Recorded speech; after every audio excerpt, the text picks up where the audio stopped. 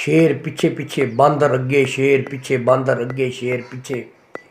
अस्सलामुअलैकुम दोस्तों, आज 14 फरवरी वैलेंटाइन डे है। मैं तुहानू दसेना बई ये वैलेंटाइन डे है कि केड़ी लानत है जिहड़ी साडे उत्ते मुसलत की गई।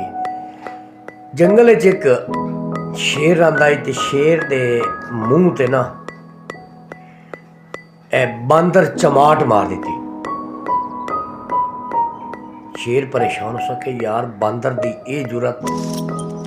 बंदर नसया, आखिर बंदर ना मौका मिलया, बंदर कुर्सी ते पई आई अखबार, बंदर चाहे अखबार तो मुंह दे अगे रख के पढ़न लग गया। शेर जाते खड़ा हो गया, उसका कहा यार गल सुन, तू इत्थे बंदर तो नहीं वेख्या? उसका क्या केड़ा बंदर? अखबार को रख के केड़ा बंदर जिस तेरे मुंह ते चमाट मारी? शेर है इसका मतलब ये अखबार च भी आ गया। होर बदनाम होने तो बेहतर है कि मैं वापस बच जाऊँ। मेरा मकसद है कि 14 फरवरी वैलेंटाइन डे ये अंग्रेज़ की फैलाई हुई एक ओबे गलती है।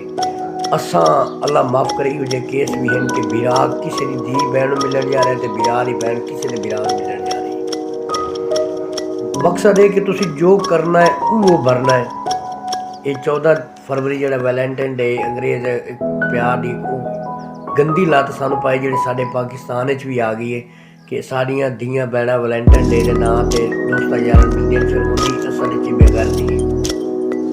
मेरे मैसेज उस धी बहन वास्ते कि अपनी इज्जत महफूज रख, अपने माँ प्यो अपने बहन बिराहों की इज्जत महफूज रख। मेरा ये मैसेज उस बिराह वास्ते कि अपनी बहन की इज्जत ही महफूज कर, दूए की बहन की भी इज्जत ही महफूज कर। अगर